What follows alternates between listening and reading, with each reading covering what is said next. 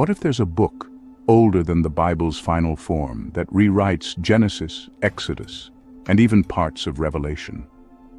A book banned, buried, and forgotten for centuries. A book that reveals the real reason Cain killed Abel, why Abraham nearly sacrificed Isaac, and how a demon named Mastema, yes, a literal demon, was not only active in God's plans, but protected by God himself.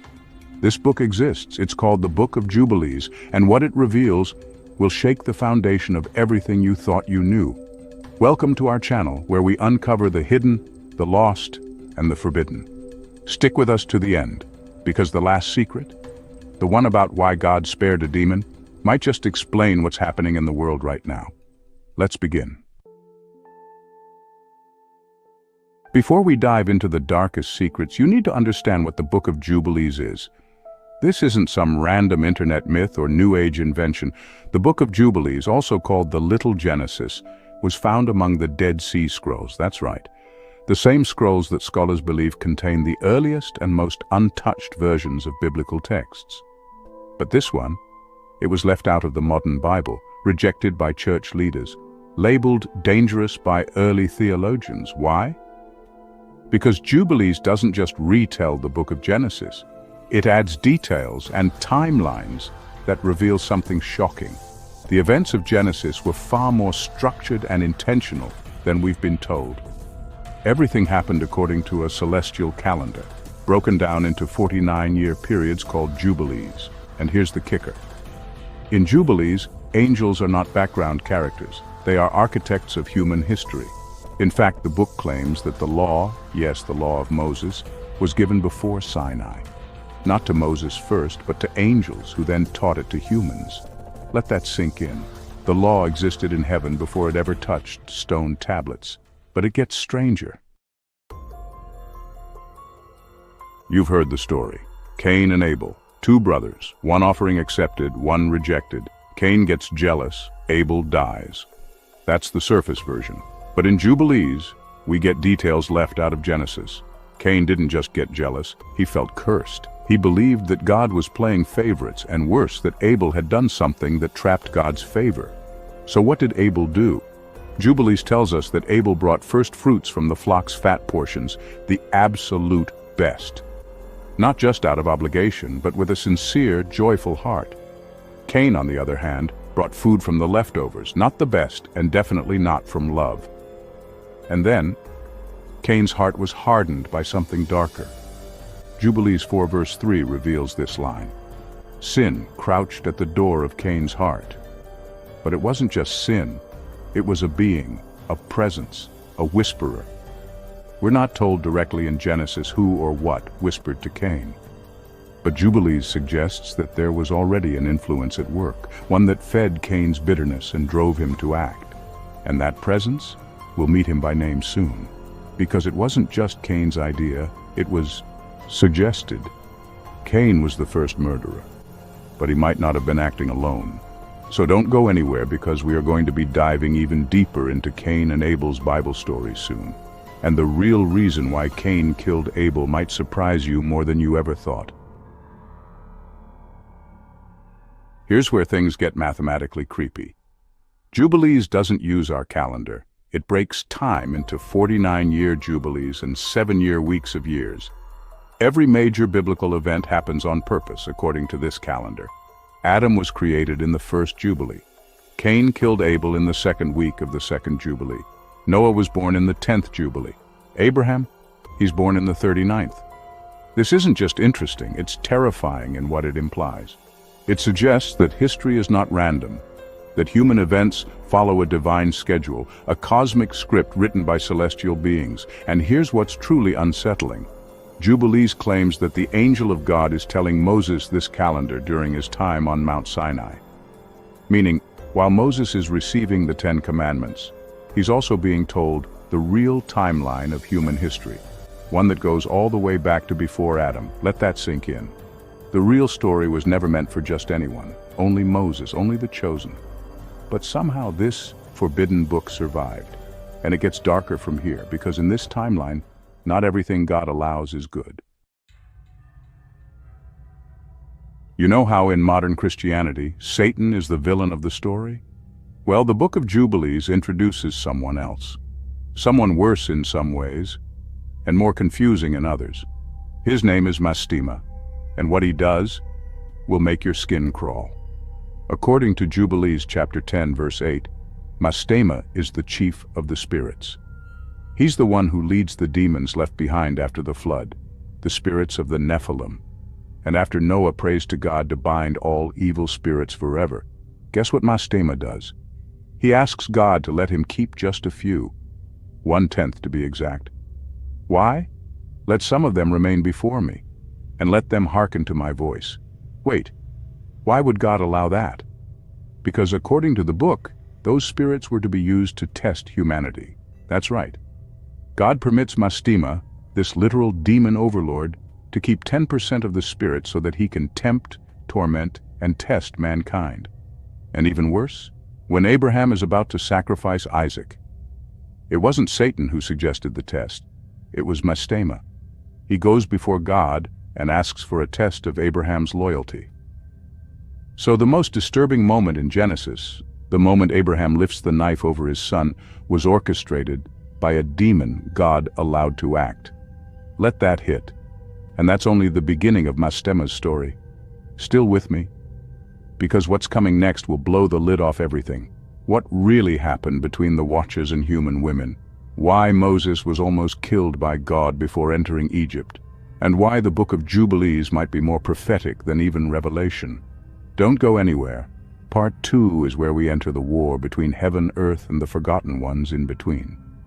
You discovered the real reason Cain killed Abel, the shocking timeline that reveals a divine script behind all of history, and the demon Mastema, who God didn't destroy, but empowered. But buckle up, because what's coming next involves forbidden unions between angels and women, hybrid offspring that reshaped humanity, and a secret covenant written in heaven, designed to save the few before the flood wiped out the many. This isn't just a retelling of Genesis. This is the spiritual war behind the Bible. Let's dive in. We've all heard the weird verse in Genesis chapter 6.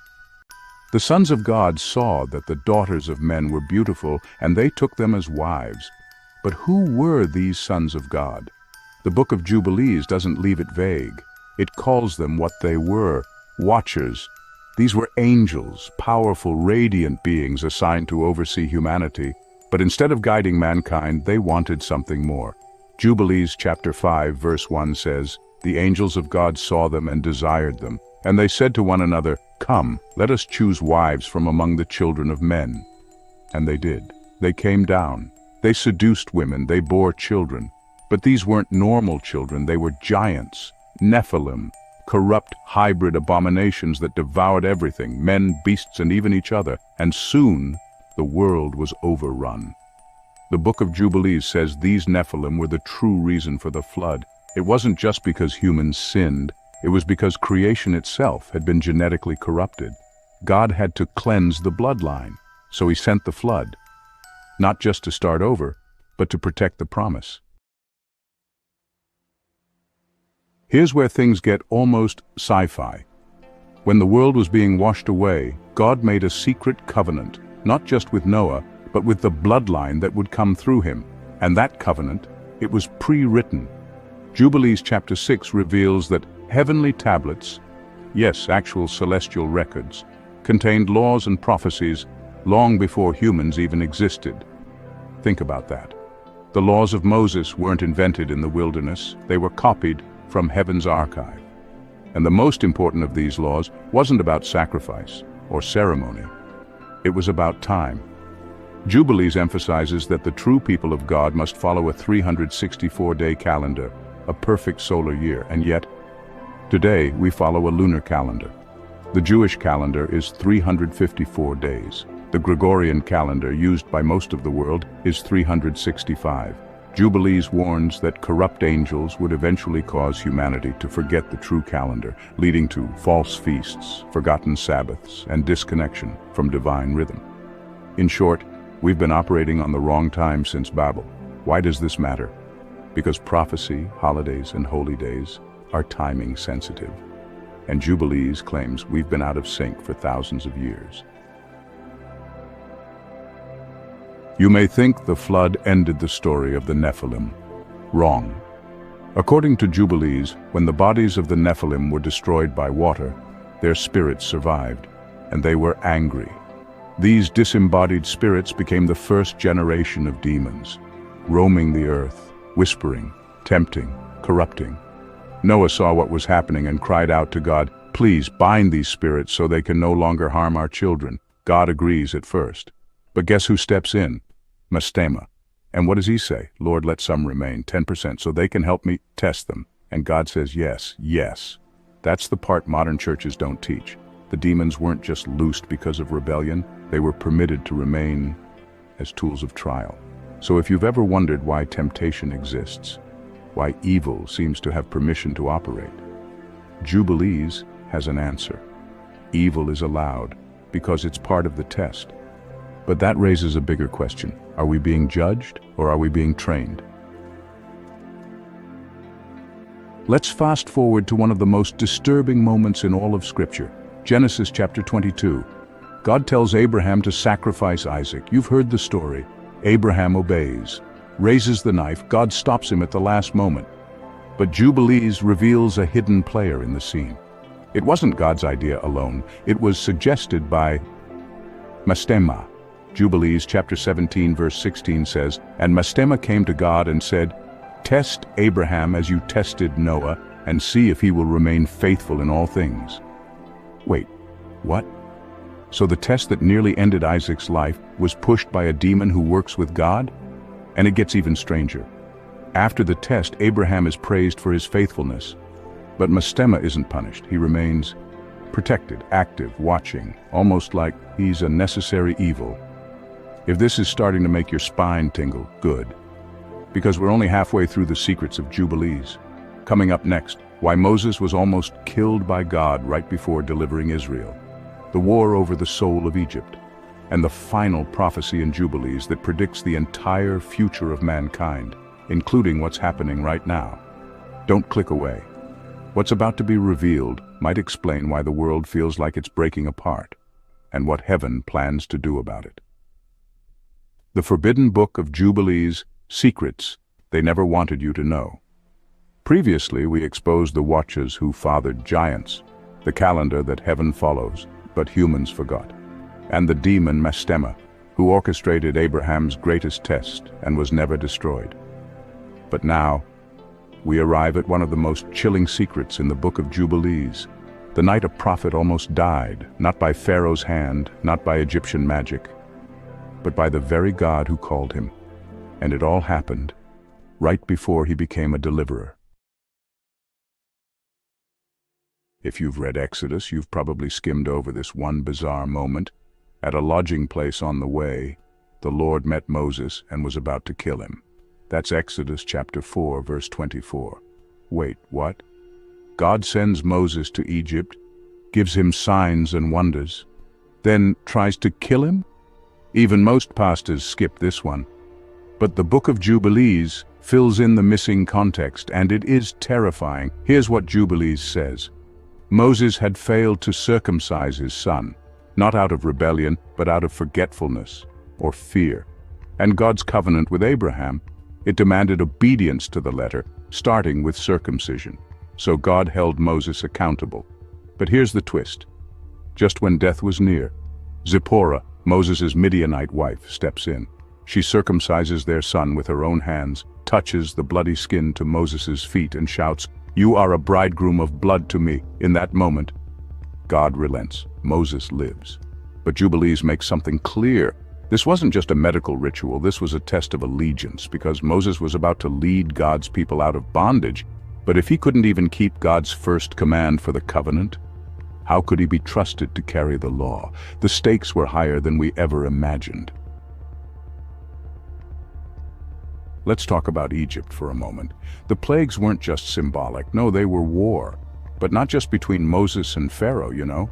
According to Jubilees, Egypt was absolutely infested with the spirits of the Nephilim, those same leftover demons that were allowed to roam because Mastema asked for it. So, when Moses walks in with his staff, he's not just confronting human rulers, he's actually facing off against spiritual territorial powers. And guess who shows up again? Yeah, Mastema. Jubilees 48 drops the bombshell, and the Lord let Mastema stand up against them, so that he might smite the Egyptians and bring judgment. Wait a minute. So Mastema didn't just survive the flood. He was actually used by God to punish Egypt. And it gets darker. The final plague, the death of the firstborn. Jubilees reveals that Mastema himself, this demon who orchestrates destruction, was the agent of that final blow. And the angel of the presence said to Moses, Mastema shall go forth in the midst of Egypt, and all the firstborn in the land shall die. Yes, you heard that right. God allowed a demon to kill the firstborn of Egypt, not because he was weak, but because, well, justice sometimes looks like terror when you're standing on the side of the oppressor. So here's what it means. God didn't lose control. He handed the sword to a creature of chaos, because chaos was about to face its own destruction. Now, pause. You might be wondering, wait, if Mastema is a demon, why does God keep using him? That question is the heart of the Book of Jubilees, because in this book God doesn't hide behind polite language. He's holy, but he's also dangerous. He doesn't need to explain himself. He uses angels, he uses demons, he uses evil to destroy evil, and to refine the righteous. Jubilees presents God not just as a savior, but as a commander in a cosmic war. And in war, not every soldier is a hero, but every piece is played. Think about it. Mastema tempts, Mastema accuses, Mastema causes pain. But he also tests loyalty. He punishes the wicked, he fulfills prophecy. He's the shadow that sharpens the light. And maybe, just maybe, the scariest part of all is that God doesn't just allow it, he designed it. Now let's jump to the very end of Jubilees. The book ends not with a whisper, but with a chilling prophecy. The final chapters speak of a time, far in the future, when the children of Israel will again be scattered, cursed, and oppressed. But that's not the end. Then comes a promise. The day will come when God will purge the land of all unclean spirits. Mastema will be bound, and righteousness will reign forever. Sound familiar? It mirrors the book of Revelation. Jubilees was written long before Revelation, but it predicts a final judgment, a battle between the righteous and the wicked, the binding of evil spirits, and the restoration of Eden-like peace. And here's the kicker, it ends where it all began, in a garden, not the old Eden, but a new Eden, a kingdom not of this world, but coming into it. If your head is spinning, good, because we're not done. In the final chapter, we'll uncover the secret role of women in the Book of Jubilees. Why Enoch and the heavenly tablets matter more than you think, and the chilling final reason why Jubilees was banned, possibly by design. And by the time we're done, you might ask yourself, was the Bible we got the whole story? Or just the part that kept us comfortable?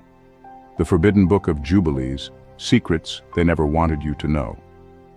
Previously, we uncovered how God nearly killed Moses, how a demon named Mastema was allowed to carry out the plagues of Egypt, and how the Book of Jubilees ends with a terrifying prophecy, one that might still be unfolding today.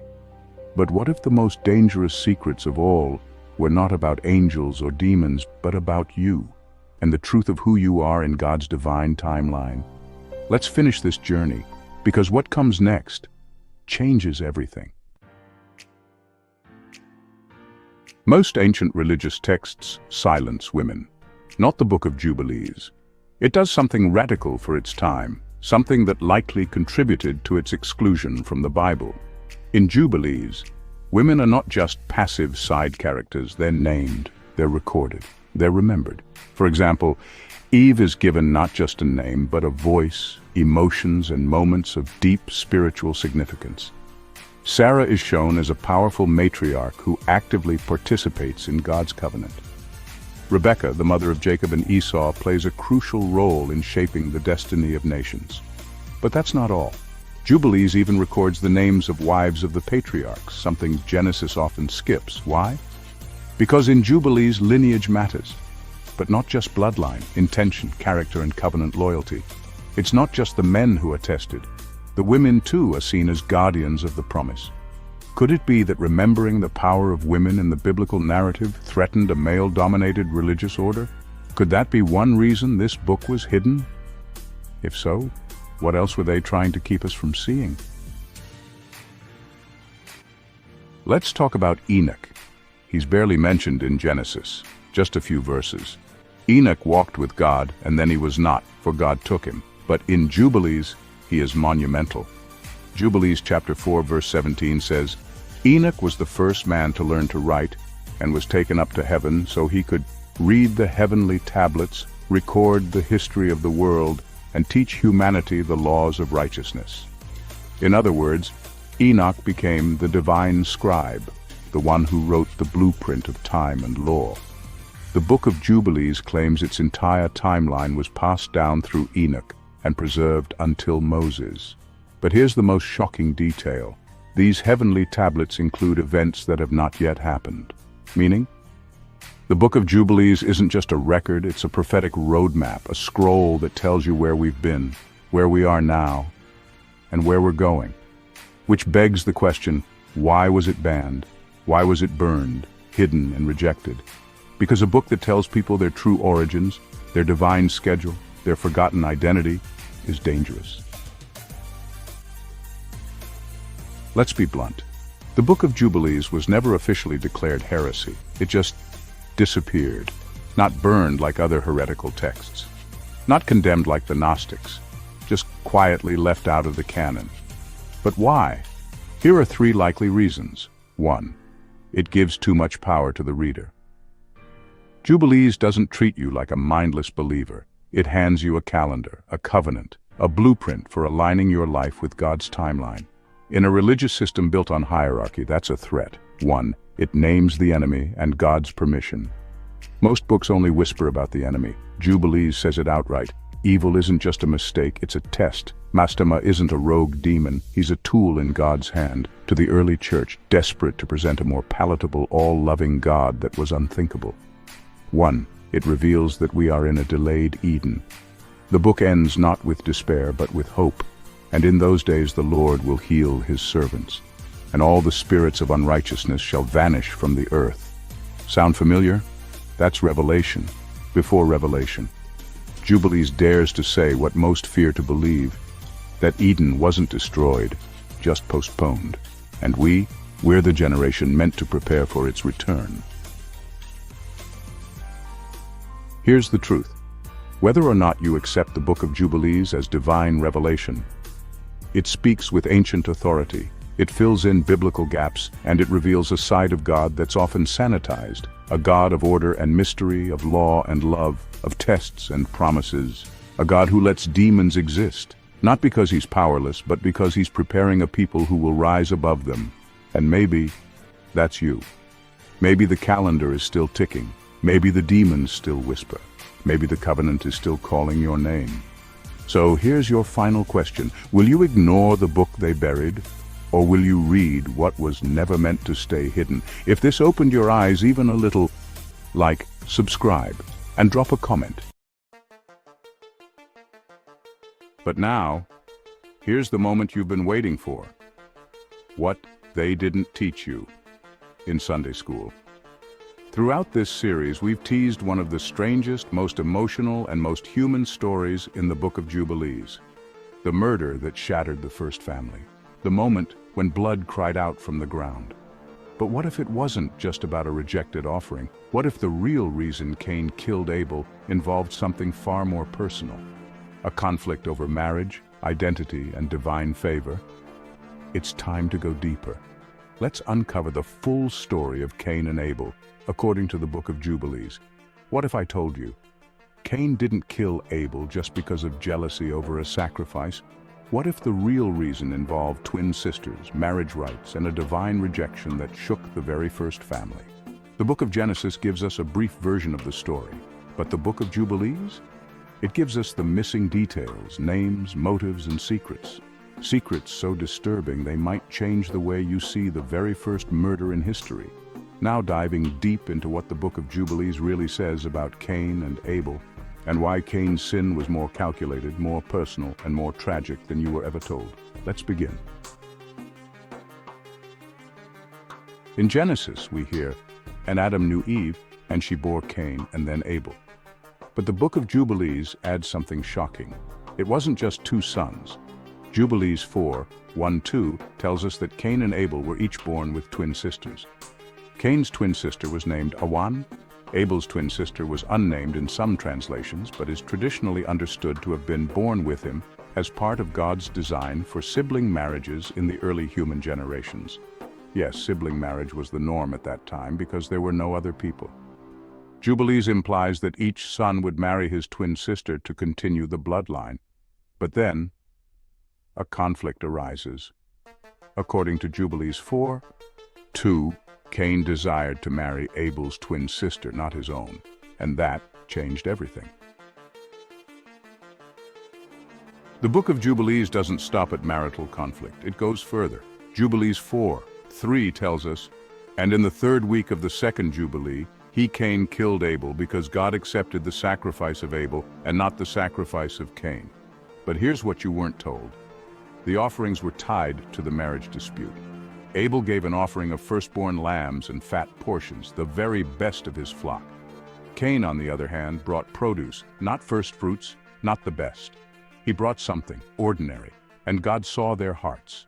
Abel gave with joy and faith. Cain gave with obligation and pride. Genesis simply says God had regard for Abel's offering, but not for Cain's. But Jubilees implies that the offering rejection confirmed something Cain already feared, that God favored Abel, not just spiritually, but in every way, including who would marry the more desirable twin sister. This wasn't just about worship. It was about honor, legacy, and bloodline. Cain's pride wasn't wounded, his identity was, and the rejection pushed him over the edge. The Book of Jubilees gives us the timing of the murder. Jubilees 4:2-3 tells us that it happened in the third week of the second Jubilee year after Adam left the garden. That is, very early in human history. Cain lured Abel into a field, and there he struck him down. No accident, no struggle. It was cold-blooded, premeditated. And then Cain buried Abel's body in the earth. He didn't confess, he didn't grieve. He tried to hide it, and the ground itself cried out. God speaks. Jubilees 4:4 says, "And the Lord was angry with Cain and banished him from the face of the land, and he was cursed." Cain is cursed, not to die, but to live in exile. He becomes a fugitive and a wanderer. But here's the twist. Jubilees tells us that God marks Cain to protect him from being killed. Why? Because justice belonged to God, not to man. But the curse was deeper than exile. In Jubilees 4:5, Cain settled in the land of Nod, east of Eden, and he built a city and called its name Enoch after his son. Yes, Cain had descendants. His line would continue for a while. But the Book of Jubilees makes clear, his curse didn't just affect him, it darkened his bloodline. Jubilees doesn't go into great detail about Cain's descendants, but it frames his family line as one that ultimately becomes corrupt, violent, and godless. While Seth, Adam's other son, becomes the ancestor of the righteous, Cain's descendants begin to innovate in worldly things, but lose their spiritual connection. This contrast sets up the world for what happens later, the corruption that leads to the flood. So, in a way, Cain's choice to murder Abel didn't just kill a man. It helped launch a chain reaction of violence, pride, and rebellion. The Book of Jubilees is more emotional than Genesis. After Abel dies and Cain is exiled, it tells us that Adam and Eve mourned bitterly.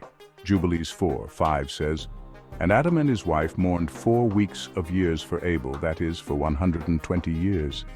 Let that sink in. Adam and Eve grieved for 120 years over the loss of their son. Why so long? Because they didn't just lose a child. They lost the one who carried the promise. They believed Abel was the one through whom the righteous line would continue, and now that future was gone, or so they thought. But God had a plan. Jubilees 4:7-8.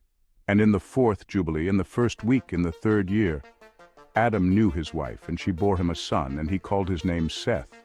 For he said, God has raised up another seed for us on the earth in the place of Abel whom Cain slew. Seth's birth is seen as divine redemption. He's not just another son, he's a replacement for Abel, and the one through whom the righteous lineage will now flow. And from Seth's line, eventually comes Enoch, Noah, Abraham, and yes, Jesus. The line of the Savior would come not from the murdered Abel, but from the replacement, Seth. And that's the hope the Book of Jubilees leaves us with, that even after humanity's first tragedy, God's plan never stopped.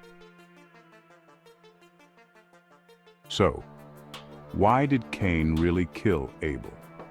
Because he wanted what wasn't his brother's wife, his brother's favor, his brother's destiny. And instead of repenting, he chose to kill. The Book of Jubilees makes the story deeper, sharper, and more human. It gives names, emotions, motives, and timelines, and it dares to ask, are we still choosing envy over faith, desire over obedience? This isn't just ancient history, it's a mirror. If this story shook something in you, drop a comment below. Do you believe the Book of Jubilees fills in the truth or adds confusion? And remember to like, share, and subscribe because many more Bible mysteries will soon be revealed.